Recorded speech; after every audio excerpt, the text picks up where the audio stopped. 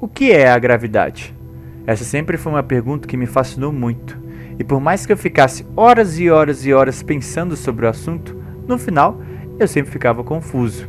Eu achava que a gravidade era uma coisa que nos prendia no chão, nos deixava presos à terra.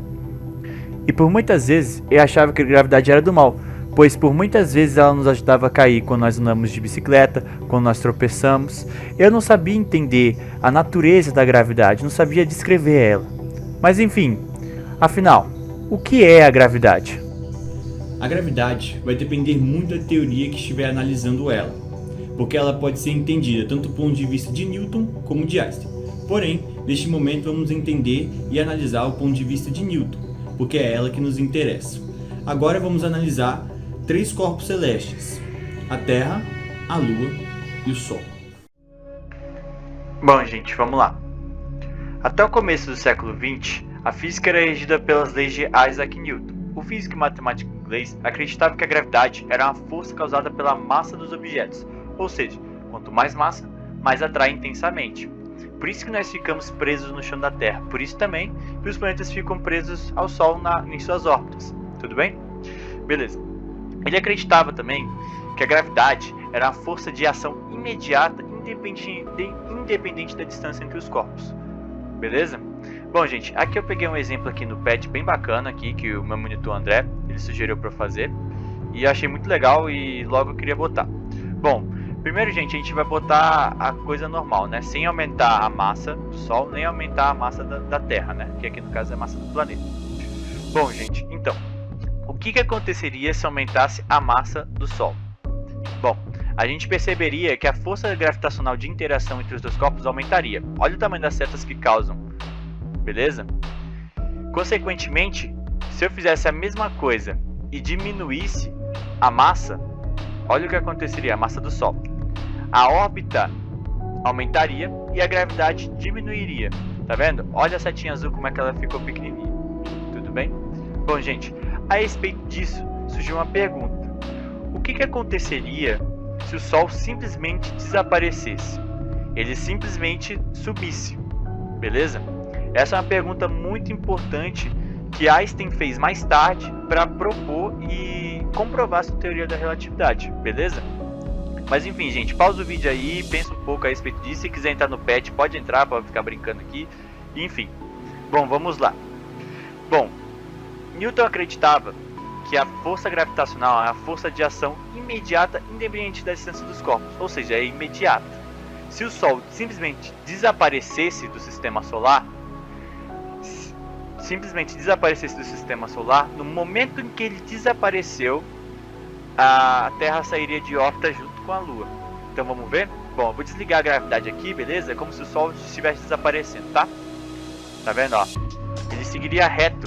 No momento em que o Sol desaparecesse, ele seguiria reto. Essa é uma pergunta muito importante, porque o que acontece, gente? Na época de Newton, não se sabia a velocidade da luz, né?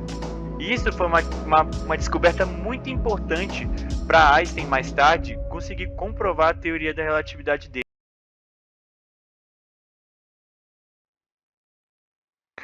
Bom, gente, vamos lá. Eu vou mostrar para vocês que massa gravitacional é igual a massa inercial, tudo bem?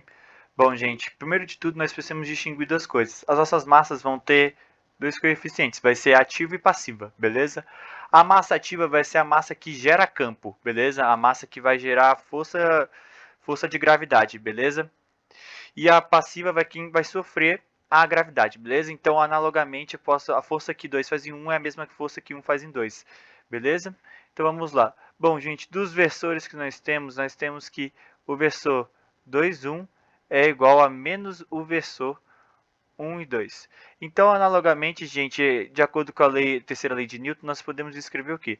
Podemos descrever que a força que 1 faz em 2 é igual a menos a força que 2 faz em 1, beleza? Que 2 faz em 1.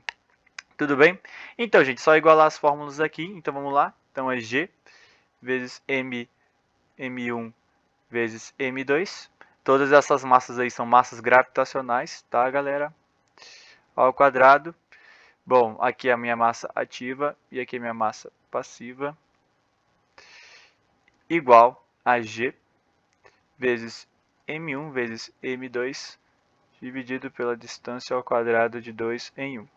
Bom, aqui é passivo e aqui é ativo. Bom, gente, aqui é só a gente cortar, né, nossos raios e a nossa constante de gravitação universal. E bom, nós temos que m1 vezes m2 é igual a m1 vezes m2, né? Então aqui a aceleração ativa, aceleração... desculpa, massa passiva, massa ativa, massa passiva e massa ativa. Bom, passando termo a termo para cada lado, nós temos o quê? Que m1 ativo é dividido por m1 passivo, que é igual a m2 ativo sobre m2 passivo. Beleza, gente? Bom, disso daqui, gente, a gente acha que é uma constante universal, beleza? Se é uma massa ativa e uma massa passiva, nós podemos chamar isso aqui de uma constante universal. E essa constante universal vale 1. Beleza, gente? Bom, agora eu vou dar uma apagada aqui e a gente já continua. 2, 3. Então, gente, daqui a gente pode distinguir o quê? Bom, a força que 1 aplica em 2, a gente pode chamar primeiro vamos analisar um objeto caindo perto da superfície terrestre, beleza? Então, a força que 1 causa 2 é igual a menos G vezes M dividido por R T, né, raio da Terra, vezes mg, 1 vezes o versor Z. Isso daqui tudo igual, vai ser essa força aqui no caso, a nossa massa inercial, que vai ser MI1A. Beleza? Bom, gente, passando isso daqui para cima, nós temos o quê? Nós temos que... vou passar o A para o outro lado também, então fica A igual a menos G vezes M dividido por R T vezes MG MI vezes Z. Tá, gente? Bom, isso daqui a gente já viu, gente. A gente sabe que a massa gravitacional ela é ativa, então a única coisa que vai sofrer o efeito da gravidade aqui vai ser a massa inicial. Então essa daqui é passiva, esse daqui é ativa. Então nós podemos igualar esse daqui a 1, beleza? Bom, igualando a 1, nós temos A igual a menos G vezes M dividido por RT. Bom, isso daqui é 1, né? Vezes 1, vezes o versor Z. Então, gente, o que acontece? Bom, isso daqui tudo, pelas leis de Galileu, a gente sabe que independente do corpo, todos eles têm aceleração para baixo e é igual. Então, isso daqui nós podemos chamar de gravidade, beleza? Esse grandão aqui. Então, a aceleração vai ser igual a menos gravidade vezes o versor Z. Bom, gente, esse versor Z, eu indiquei ele sendo na vertical. Então, quando a gente multiplicar na vertical, a gente vai descobrir que apontando para baixo ainda, né? Na vertical e para baixo, a gente sabe que a nossa aceleração é igual à nossa gravidade. Ou, analogamente escrevendo, a nossa massa inercial vai ser igual à nossa massa gravitacional. Bom, gente, isso daí os cientistas chegaram e, enfim, essa era uma questão muito complicada porque os cientistas eles não entendiam muito bem como que essas massas podiam ser tão proporcionais. Só para vocês terem uma ideia, o cientista húngaro chamado Eötvös, em 1889 a 1922, ele fez vários experimentos com um rigor riquíssimo de erro, tá? Um erro extremamente pequeno, e ele concluiu, gente, que o erro dessas duas partículas aqui, dessas duas massas, é aproximadamente 10 elevado a menos 8, ou seja, é quase nada de erro. Então, com isso, nós podemos comprovar que massa inercial é igual à massa gravitacional do meu sistema. Bom, gente, vamos lá, tá?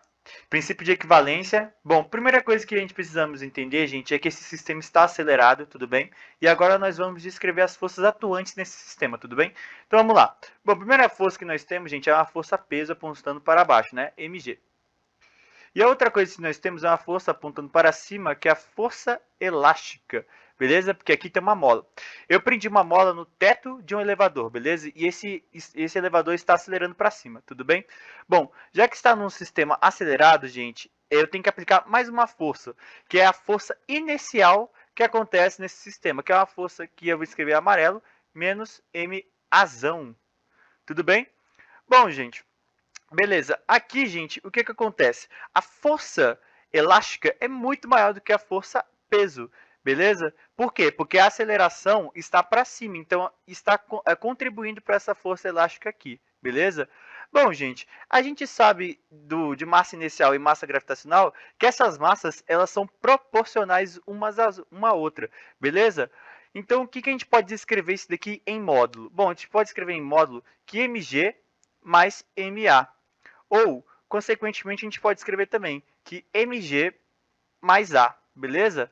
Bom, gente, mas se a gente for parar para observar isso daqui com o sistema de aceleração no sistema acelerado, a primeira coisa que a gente perceberia é que essa formação aqui geraria uma gravidade nova, geraria uma gravidade modificada, gente. Isso é muito interessante. Muito, muito interessante. E aí chega o famoso senhor Einstein, né?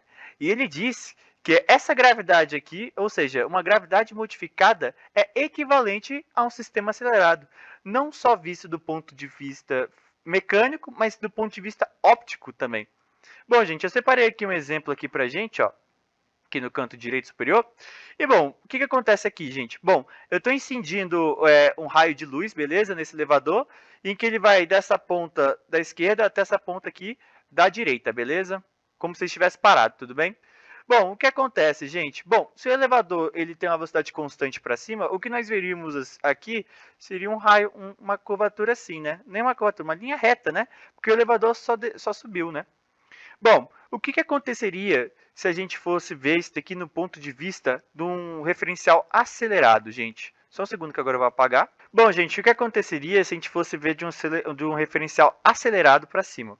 Bom, a primeira coisa que a gente ia perceber é que essa velocidade, o elevador não está constante mais, ele está acelerado para cima, né? Então o movimento não seria constante, seria variado, né? Seria variado por conta dessa aceleração que nós temos. Então, se o elevador ele subisse, a primeira coisa que nós veríamos é que a luz ela faz uma curvatura. Beleza? Ela faz uma curvatura aqui. Isso simbolizaria, gente, muitas coisas. Porque, tipo assim, se a gente fosse observar do ponto de vista da Terra, a gente não conseguiria ver isso, porque é uma refração muito, mas muito, muito, muito pequena. Então, o princípio de equivalência diz o quê? Diz que equivale a dizer que o sistema está acelerado ou que a gravidade se modificou, tudo bem? Equivale a dizer essas duas coisas, tudo bem? Bom, gente, é isso. Bom, Einstein observou, gente, ele para tirar nossas conclusões, né, de como ele percebeu isso. Bom, a primeira coisa que ele teve que tirar a prova, ele teve que vir aqui para o Brasil, né, numa expedição em que os cientistas não eram brasileiros, mas enfim, foi uma coisa boa. Eles vieram para cá, gente, porque eles precisavam ver que quando a primeira coisa que a gente vai fazer aqui vai ser o eclipse, tudo bem? Vou fazer o eclipse aqui, tudo bem? Aqui vou pintar de preto. E bom, gente, o que aconteceria? Bom, nós vamos botar do referencial que nós estamos observando daqui de baixo, beleza? E aqui no caso, a estrela faria o raio de curvatura da luz seria esse daqui, beleza?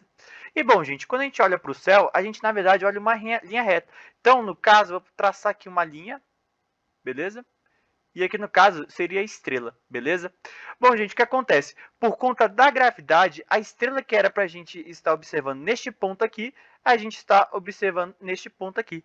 Então é isso que o princípio de equivalência diz, gente, que a gravidade modificada vai modificar até um raio de luz, beleza? Isso aí foi proposto por Einstein e foi observado pela primeira vez no Brasil, aqui no Brasil, beleza? Através de um eclipse solar.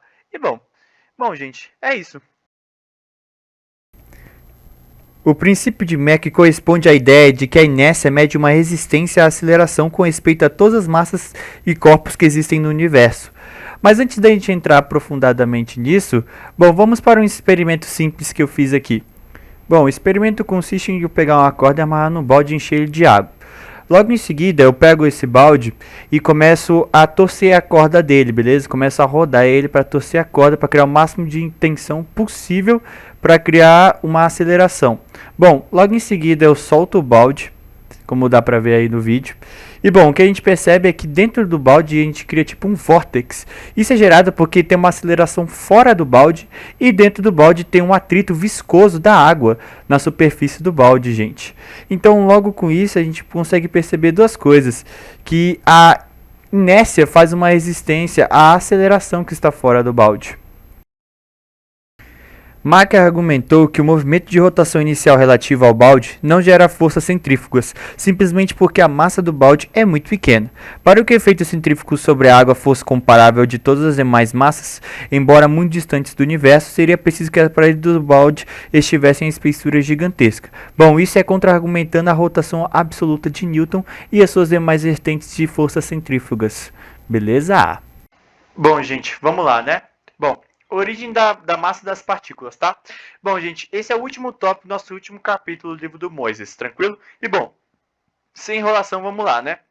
Bom, gente, para a gente entender de onde vem a origem da massa das partículas, nós precisamos entender quais são os tipos de interações fundamentais que nós temos, beleza? Então vamos lá, quais são os tipos de interações fundamentais? Bom, nós temos 4 tipos de interações fundamentais. Nós temos a interação gravitacional, interação eletromagnética, interação força nuclear forte e interação força nuclear fraca, beleza? Aqui temos uma imagem, né, gente? Bom, eu vou discorrer sobre cada uma delas, ademais, beleza? Então vamos lá.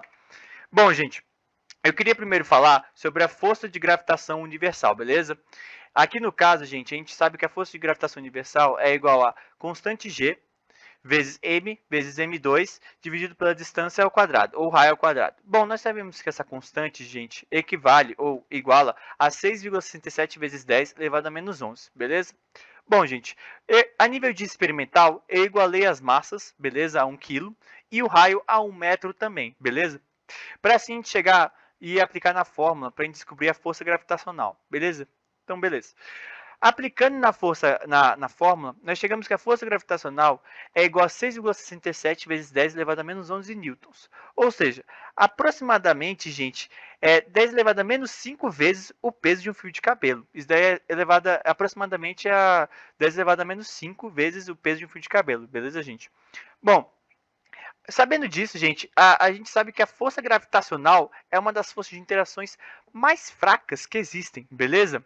Mas ela é uma das mais importantes, porque ela está correlacionada especificamente ou linearmente com tudo, gente, no campo de vista da astronomia, beleza? Então, para a gente entender a interação gravitacional, nós precisamos dividir ela em 3 razões. A primeira razão é que ela sempre vai continuar atuando em corpos eletricamente neutros, beleza? Ou seja, corpos que têm número de cargas positivas e número de cargas negativas iguais vão se anular, certo? Assim, se anulando, elimina qualquer tipo de interação elétrica dentro do nosso corpo, beleza? Outra razão que nós temos é que a interação gravitacional sempre vai ser de origem atrativa, nunca vai ser de origem repulsiva, beleza, gente? Diferente do eletromagnetismo. A outra interação que nós temos é que a massa dos corpos vai ser muito importante, porque quando a gente estuda a interação gravitacional, ela sempre vai ser de origem de escalas astronômicas, ou seja, vai ser de objetos extremamente massivos, beleza? Vão ser extremamente muito grandes, tá? Bom, aqui uma imagem. E vamos lá para outra interação. Bom, outra interação que nós temos é a interação eletromagnética. Beleza, gente? Essa interação ela é de origem atrativa ou repulsiva. Beleza? Seguindo a teoria da eletricidade, diz que duas cargas que são iguais, elas se repelem, e duas cargas que são diferentes, elas se atraem. Beleza? A interação que ocorre é por meio dos fótons, beleza? Vai ser um fóton lançado, vai ser um fóton absorvido. Beleza, gente? Nessas escalas pequenas, né, no caso. Bom, e no caso, vai ser independente da escala também, tá bom, gente? Pode ser tanto no micro quanto no macro, beleza? Essa interação. Aqui outras imagens, né, gente? Bom, uma das interações mais importantes que existe é a interação força nuclear forte. Por quê, gente? Porque a força nuclear forte, gente, ela vai servir para manter os prótons unidos, gente. Imagina, se a gente não tivesse a interação forte, os prótons do nosso átomo, eles seriam totalmente repelidos, ou seja, os átomos eles não existiriam, certo? Porque seguindo a teoria da eletricidade, duas cargas duas cargas que têm a mesma carga, ou seja, duas cargas positivas, elas vão ser sempre repelidas, certo? Ou seja, gente, a interação nuclear prevalece a interação elétrica, ou seja, a interação que mantém os prótons unidos é muito maior do que a interação de repulsão entre os prótons, beleza? Então é isso. Bom, essa interação vai ser sempre vista ou vai sempre acontecer em apenas algumas partículas que estão dentro do nosso sistema, beleza? Vai ser sempre dentro do núcleo do nosso átomo. Tranquilo, gente? Então vamos lá. Bom, essa é uma das interações também muito importante, que é a interação força nuclear fraca, beleza? Ela descreve o decaimento das partículas, beleza? Alfa, beta e gama. Bom, em especial a beta também, gente, porque ela é uma das que mais é afetada, tranquilo? Bom, ela é semelhante ao eletromagnetismo, beleza, gente? Porque no eletromagnetismo nós temos uma troca, abre aspas, uma troca de fótons, né? Tipo, um fóton é mandado e um fóton é absorvido, certo? Aqui no caso, vai ser as partículas WZ, ou seja, vão ser bósons, beleza, gente? Bom, eu vou entrar mais em detalhes sobre essas partículas WZ mais para frente, mas vai estar relacionado a essas partículas, tranquilo? E bom, a interação fraca vai sempre acontecer em todas as partículas que estão no átomo. Tranquilo, gente? Bem tranquilo, né? Então vamos lá. Mas primeiro de tudo, a gente precisa saber da onde que vem a massa. Né, gente? A gente precisa ver do que se origina a massa. Se é uma coisa etérea, se é uma coisa que já estava lá, se é uma coisa fundamental, elementar. Enfim, a gente precisa saber. Para isso, a gente precisa saber qual é um candidato a gerar massa. Ou qual é o tipo de interação que vai conseguir descrever essas três coisas, beleza? Essas três coisas que eu vou falar agora. Bom, a primeira coisa é ter uma interação universal. Ou seja, ela tem que ter uma interação universal para qualquer tipo de coisa, beleza, gente? Que a gente estiver estudando. A outra é que exibir como os corpos ganham massa, beleza? Ela precisa descrever como os corpos ganham massa, gente. É importante ressaltar que esses tipos de interação agora vão ser descritos como campos, beleza? Campo gravitacional, beleza?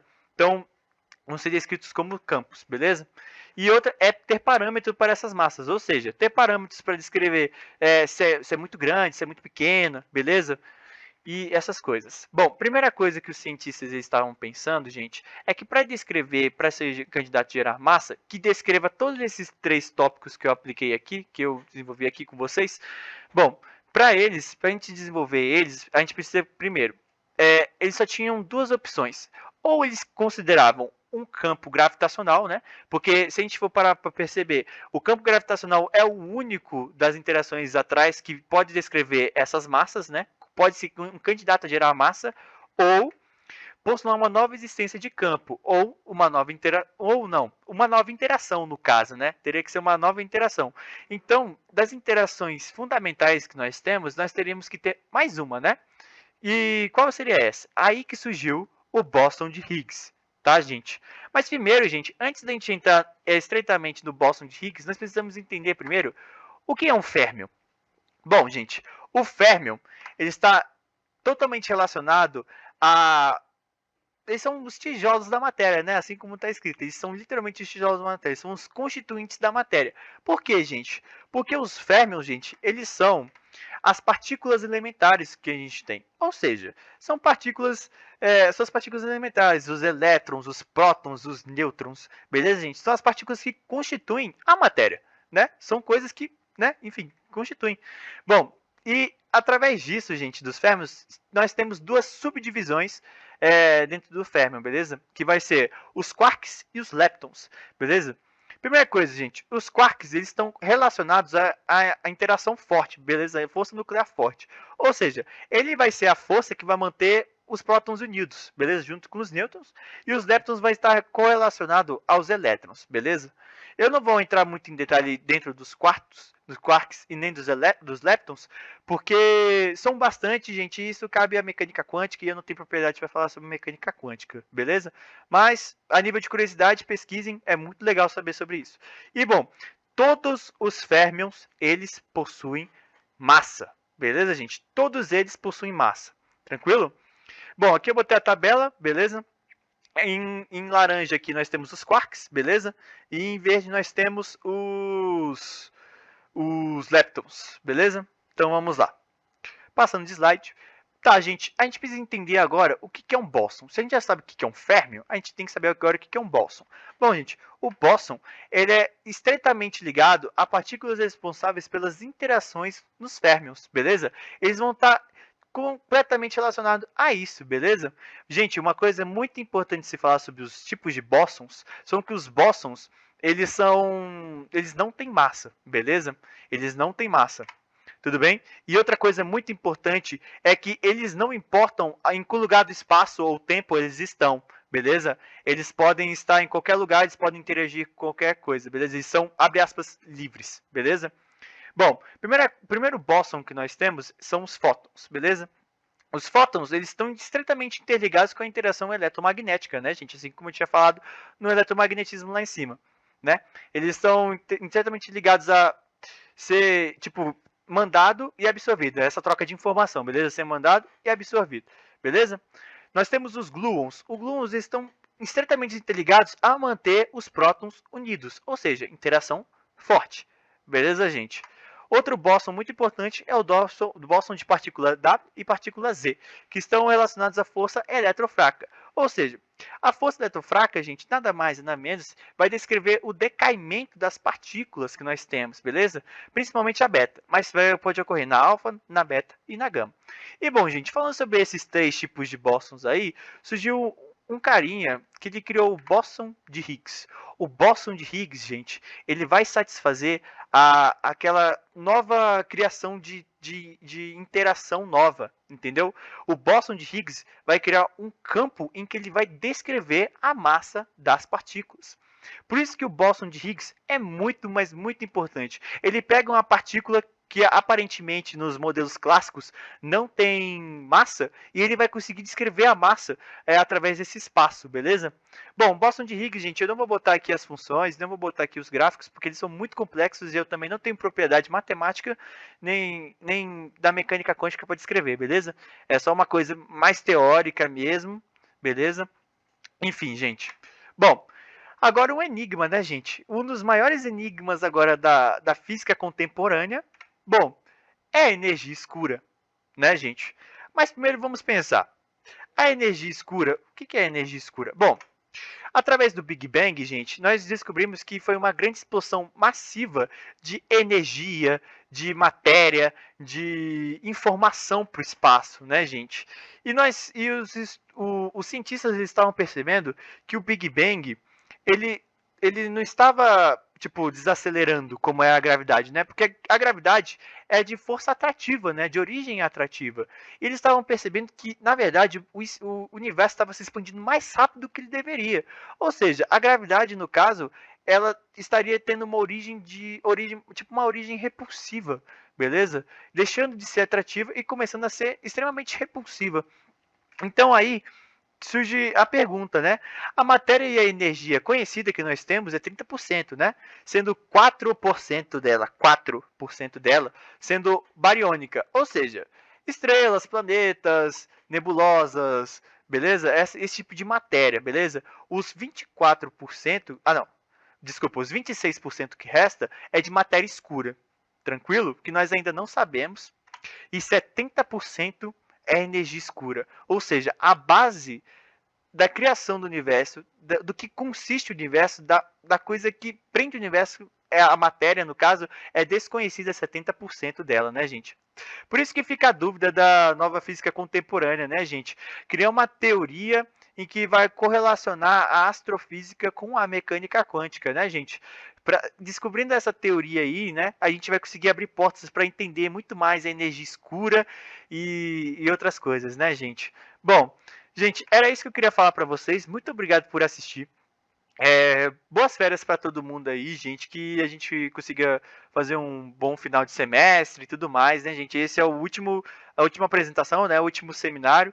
E bom, é isso. Espero que todos vocês fiquem bem e que daqui a pouco nós tomemos a vacina e nós possamos nos encontrar lá no INB, beleza, gente? Muito obrigado pela atenção e até logo, gente.